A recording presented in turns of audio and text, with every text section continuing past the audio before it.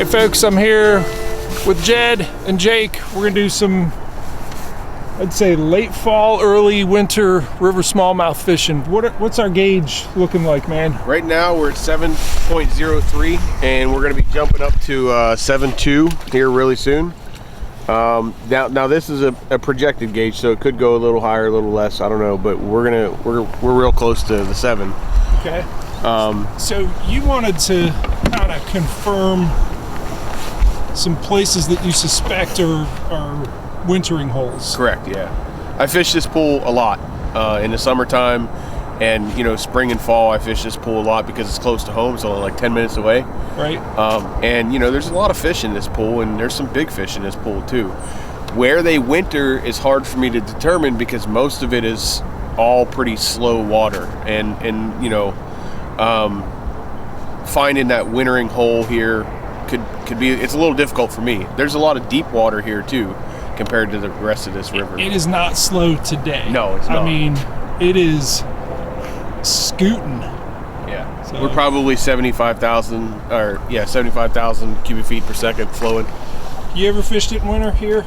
I've never fished here. Just downstream there's a couple little pools off of like bump outs of points that I've done okay with this time of year, but not this exact spot, no. Okay. So it gives us a unique opportunity to really, in this eddy, and I'm not saying this is a winter hole, but this eddy right here at the ramp is a good example. I mean, fish that are out in this area here are gonna tighten up on this spot, and we're gonna find other places like that. Okay. And it does us a favor to have the river come up at this time of year. It lets us know what are the places that they're going to take refuge in high water. So. I have a couple suspicions, but I'm going to enlist you guys' help in me verifying them. Let's go find some fish. Sounds good. All right, I'm out here with Jeff and Jed. Between the two of them guys, they have a wealth of river experience in the wintertime. I do not. So I'm going to ask them a question real quick. Guys, how do you detect the bite in the wintertime? Because I can't feel it. So one of the things I do is maintaining a taut line. More than anything, you have to focus. You just have to concentrate. A fine wire hook helps. Adding scent to your bait helps because it gives you more time to set the hook. A very sensitive, lightweight rod. No distractions. If you have to pee, if you have to poop, if you're cold, no distractions. So the first thing that I do in order to make sure that I feel a bite is to get myself stationary. So right now I'm dropping an anchor, and I'm only in about 4 feet of water. And now that I'm stationary, I can know, hey, I'm stopped, but I can see this current is still pushing across in front of me. There's some still water, and really getting stationary is about making an assessment of the current speed in different locations in front of you, and also making sure that you can get your bait stopped. If you're stopped, it's easier to get your bait stopped. If you're not stopped, if you're drifting, your bait is also drifting, and when it's drifting, it's bumping along the bottom. It is traveling, and there's little vibrations that say, bumble bumble, like it just bangs into stuff, and there's this vibration. It's vibrational noise, and truly letting it sit and not having that bump bump bump bump vibration of just dragging it across the bottom gives you, in essence, what is a quiet room to hear that pin drop in. If you're always moving, you're not stationary, you're not going to hear that pin drop because you have the vibrational noise that you feel here in the rod. That's just constant, and the vibration of the next little piece of pebble or rock or whatever it is you're dragging the jig across, because you're moving it, kind of, you know, it muddles the feel. Whereas if it's stationary, if your bait is sitting still and you feel something, you know it wasn't you because you're not moving. You know that it's got to be a fish, and that, you know, that vibrational silence, if you will, lack of vibrational noise, because you are stationary, really lets you feel the bite. So Jake just got a nice thick 19-incher. We just recorded a short for the YouTube channel of the release of that fish. He got it on a very small piece of soft plastic. Check out the shorts to see that and some other good quick tips. But what I want to do now, we have this this real crisp eddy coming off this structure here. We're at the top of the eddy that he caught his 19-incher in, and I always think, you know, the very tippy top right at the current seam is a real aggressive spot. I'm gonna anchor up here in what looks like about 6 feet of water.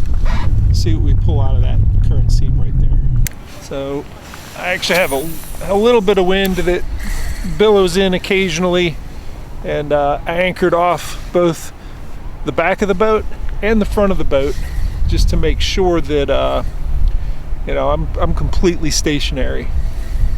You know, I cannot stress that enough. Finding ways to get your boat, and, you know, I'm actually drifting a little bit here, so I'm going to let out a little bit more line. Getting stationary is so critical to feeling the bite. If you get your boat still, and then you get your jig still, you know if you feel anything out there, it's a fish. There we go. Jammed it pretty good. I loosen that guy just a hair, and it was a very crisp, solid, singular thump. And this fish looks cold. He looks like they look in winter. They get that sort of, that pasty look. They lose their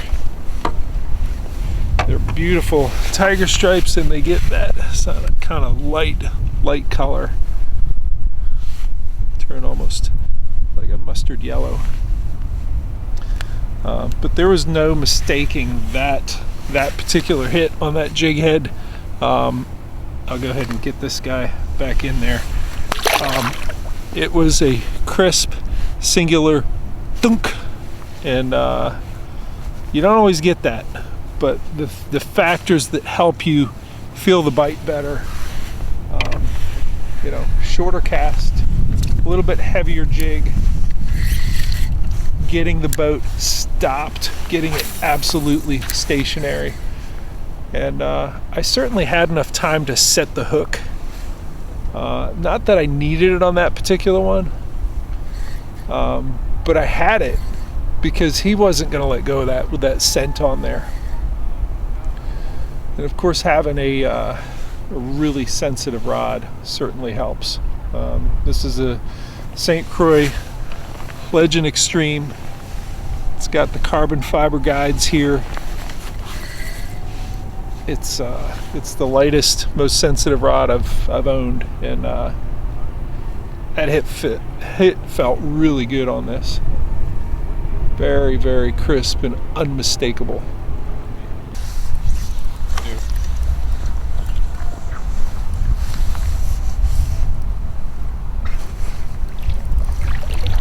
What did he hit? Ticklers. Nice.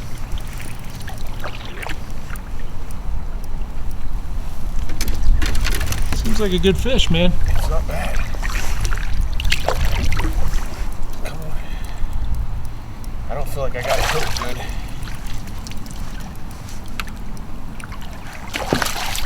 Oh yeah, that's a good fish. Very nice, Jake.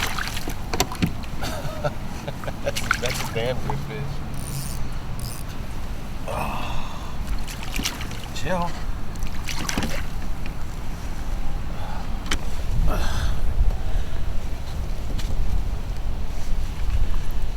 Is she?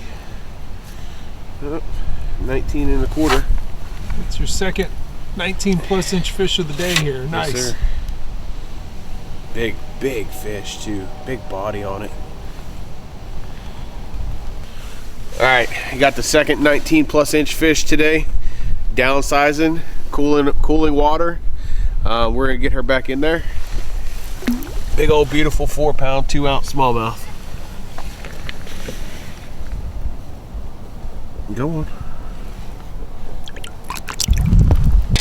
So hit on a TRD's ticklers, and I have that rigged up on an owner EWG blockhead, set up like a Ned rig. Didn't even feel that bite. I picked it up and there was weight, and I didn't even realize I had a fish at first. But you did. Yeah. Good job. Had a good fish too.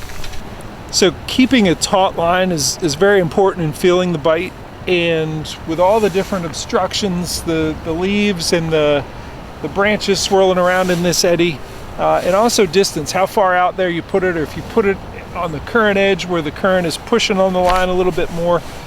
Jumping up in weight can help you feel the bite a little bit better. I got 2 different heads here. These are the finesse jigs, Shrooms micro finesse jigs by Z-Man. This is the one I started with, and I'm gonna put this one away just because I want that heavier head to be able to feel, because I think they're gonna be out near the current a little bit more. Jed got a bite, and it was in this calm water, but it was close to the current seam. So I'm gonna jump up in weight just a little bit and see if that helps me feel a bite a little bit better. So it's essential when you're doing this type of fishing to keep a taut line. You want to be in direct connection with the lure to the bottom of the river in this scenario. You want to be as straight of a connection as you can make it. So you want to feel anything, because some of these fish that are hitting, it's not always a solid like thump. It's not always a great noticeable take. You know, sometimes it's just a mushy feeling in the line. And if you don't maintain that connection, if you don't maintain that taut line, you can miss that sometimes. There's a few things that can interfere with maintaining the taut line. One of them is wind. It can put a bow within the line, and that'll take away from the sensitivity. Some debris that will float, like in this situation here, we have the current seam right behind me. Leaf or sticks or any kind of debris that comes out of that seam can push onto the line. Sometimes we can think this fish, other times, you know, take away from the sensitivity of what's going on at the end of the line with the lure. With that seam, where the current's at, the eddy fence is right in front of it. That can also do some tricky things to what's happening at the end of the lure. Because of the way that it's pushing up, you can see right behind me, you can see a little piece of it heading back upstream. So there's times that when you're not being 100% cognizant of maintaining that connection and that taut line, you'll reel down to it. Sometimes it's a fish, other times it might just be a snag, and you're like 20 feet farther upstream than you thought you were. So the maintenance of the connection and where the lure's at is definitely essential when you're fishing this type of environment right here. So here's an example of what Jed was talking about. My line is going into the water. Where is it? Yeah, it's right there. And it's caught on that stick right in the center. And that sort of drifting debris that, you know, that catches on your line. Now it's a leaf. I've come off of the stick, but that sort of floating debris can absolutely muddle the feel of the bite. Now I'm definitely on that stick, but you know, I'm moving it towards me. So when you catch on things that are drifting in the eddy, in the circular current, you know, that you have moving around in the eddies, that kills your ability to detect the bite. So every once in a while, even if you are dead sticking, you gotta pop it and, you know, absolutely just clear whatever's on there and reposition it. Dead sticking is great, but you can't just expect that things like, you know, that branch right there aren't gonna inhibit your ability to feel the bite by resting on the line. Tail. Pretty thick. Where'd you get them on? A little swim bait. Yeah? Yeah. Right up against the wall here. Thank you, baby. Nice catch, man. They like the wall. That's a good fish. I think it's because they can push things up against it and eat them.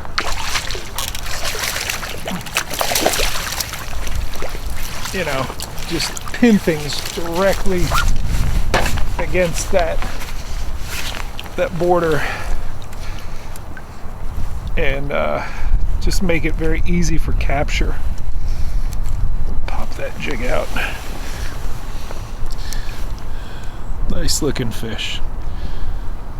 You know, we're tucked in here. We don't have a lot of wind pushing us around, and it makes it easier to feel the bite. If it were super windy, you know, that makes it tougher. So thank you for playing. That was, you know, in, I don't know, how long ago did you catch yours, Jed? Like less than 5 minutes? Yeah. All right, they definitely come in clusters. We'll go ahead and get him back in, let him go back, hang out with his buddies like I'm hanging out with mine.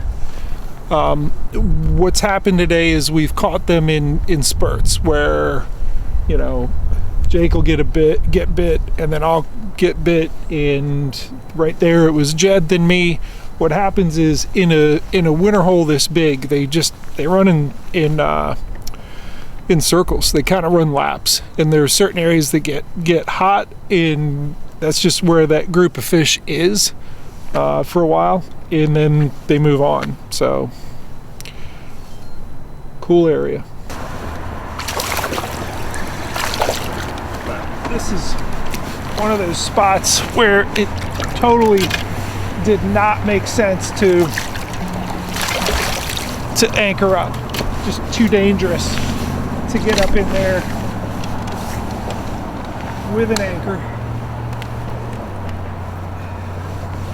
But I still felt the bite. In drift and drag is one way to maintain line tension if you cannot anchor up. I was basically controlling the drift with the motor, just steering with my foot control steering, and just letting myself slide downstream, not at the rate that the current wanted to take me, but at the rate that I determined by the torpedo throttle. That was a super slow drift downstream, and dragging this finesse jig at the same rate of speed that I was drifting downstream. For instance, I still got a little bit of a current seam, which is where that fish hit, but further up. I'm drifting back this way, and if I feel like I'm drifting backwards too fast, I reach down, give the throttle a little bit of a push, maybe 3 watts or 6 watts or 9 watts, and then I let the current pull me back just a little bit. But this, this basically is a non-anchored way of keeping line tension, and I definitely felt that fish bite. I'm gonna go back up there, and after I get this snag out, go back up there, and see if I can catch another off of that point. Yep, I got a big old stick. So again, watching the bubbles tells you a lot about the current speed. That last fish definitely hit it on the current seam. As you get into this brush, and I'll turn you that way so you can read it a little bit better.